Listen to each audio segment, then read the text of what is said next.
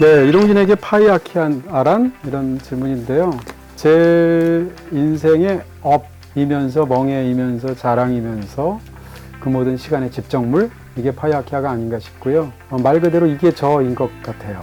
부인하고 싶은 저도 있고 자랑하고 싶은 저도 있는데 그 모든 게 다 저의 모습인 것 같고 그 모든 것이 다 파이아키아에 담겨 있는 것 같습니다.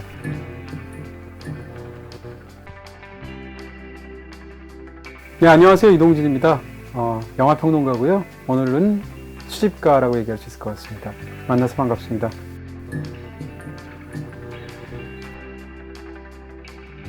네, 이 파이아키아 이 책에서 주로 다루고 있는 이 공간은 사실은 물건으로 꽉 찬 곳이고요. 모두 한 4만 가지 정도의 수집품 한 5천 개 정도를 포함해서 물건들이 이곳에 있습니다. 뭔가를 모으는 것을 제가 왜 이렇게까지 광적으로 오랜 세월 시간과 노력을 들여서 모았을까 이렇게 생각해 보게 되면요.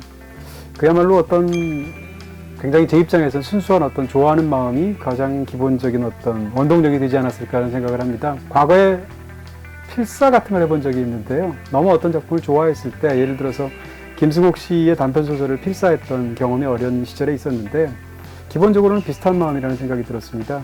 필사를 통해서 문장의 비밀을 알겠다 이런 것이 아니라 필사를 해서 노트로 내 글씨로 갖고 있을 만큼 그 작품을 너무 좋아했기 때문에 일종의 그 작품을 사랑하는 또 다른 어떤 행위였던 것이었거든요. 마찬가지로 이번 책에서 좀 과할 정도로 보여진 이런 어떤 덕질의 흔적 같은 것으로서 사실은 수집이라는 것이 제가 그것을 너무 좋아하다 보니까 그것을 옆에 두고 싶고 갖고 싶고 이러다 보니까 그것이 일이 커져서 여기까지 온 게 아닌가 싶습니다. BTS, 비틀스. 네, 어차피 악자는 비슷하다고 볼 수 있으니까요.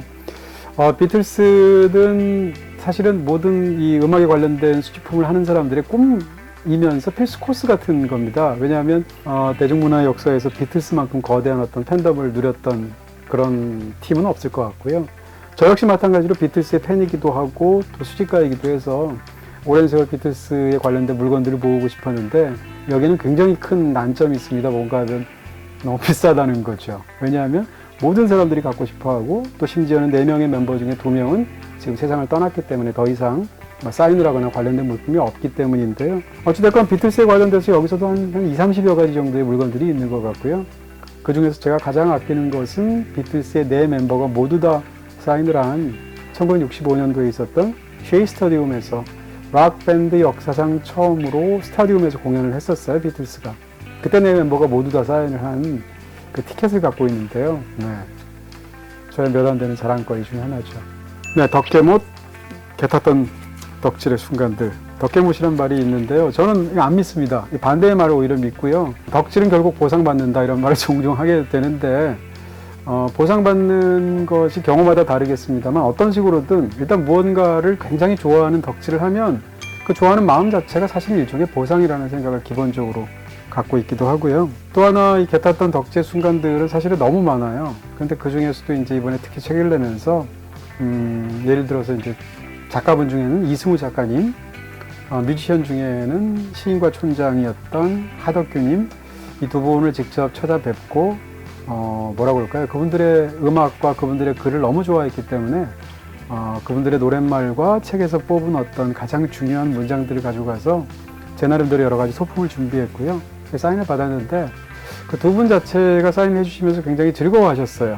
또 하나는 여태까지 수십 년이 넘게 한 30여 년의 세월을 그 두 분을 좋아해왔는데 그 결과가 이렇게 좀 귀엽기도 하고 제 입장에서 굉장히 자랑스럽기도 하고 혹은 특이하기도 한 물건들로 남아서 그 순간이 지금은 개탔던 덕질의 순간으로 기억이 됩니다. 기록하는 사람이라는 말이 서 있는데 여기에 대해서는 제가 약간 모순적이면서 양가적인 감정을 갖고 있습니다. 하나는 뭔가 하면 제가 사실 대중적으로 굉장히 많은 말을 방송을 통해서 하고 또 대중적으로 굉장히 많은 글을 왜냐하면 책을 15권을 썼으니까요.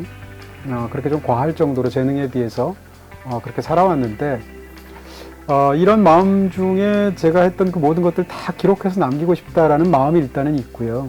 또 한 가지의 마음은 뭔가 하면 그렇게 너무 많은 말과 글을 쏟아낸 것이 굉장히 부담스럽게 느껴지면서 그 모든 것이 다 휘발되어 날아갔으면 좋겠다라는 마음도 있어요. 그래서 기본적으로는 그냥 제가 활동하는 동안만큼은 그런 것들을 남기고 싶고요. 그 이후에 이제 제가 활동을 끝내고 혹은 뭐 죽고 그리고 세상을 떠나고 하면 이 모든 것이 저는 사실은 다 사라졌으면 좋겠거든요. 그런 어떤 굉장히 모순적인 양립 불가능할 것처럼 보이는 감정을 갖고 있는데 뭐 그것도 또 제가 아닌가라는 생각이 듭니다. 네, 오늘도 평화로운 빨강나라 화려하면서도 수줍은 이동진 레드. 어느 틈에 이제 저 하면 떠오르는 것 중에 하나가 빨간 안경이 되어 있고요. 지금도 빨간 안경을 쓰고 있는데 심지어 강의 같은 거 나갔을 때 가끔씩 까만 안경 쓰고 나면 사람들이 실망해요. 뭐 화면하고 다르다던가 아니면 빨간 안경을 보고 싶었다던가 그럴 정도로 이제는 저 하면 많은 분들이 떠올리시게 되는데 처음부터 그런 마음이 있었던 건 아니고요. 어느 순간 안경 하나를 빨간 걸 산 게 고작이었는데 그것이 세월이 흘러서 지금 이런 상황까지 오게 된 것 같고요.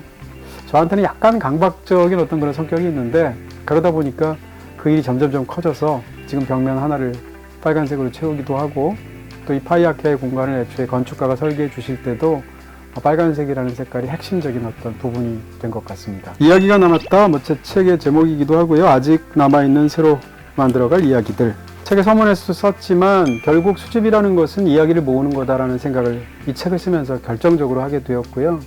사람도 결국은 남기는 것은 이야기다라는 생각을 해요. 저희 아버지 돌아가신 지 한 10년 됐는데 기일이나 뭐 이럴 때 이렇게 모여서 가족끼리 얘기하다 보면 결국 아버지를 이야기로 얘기하게 된다라는 것을 느낄 수 있었고요. 저도 마찬가지일 거고 세상의 모든 것도 다 마찬가지일 텐데 그래서 이제 책 제목을 지을 때 파이아키아 이야기가 남았다라고 했던 거예요.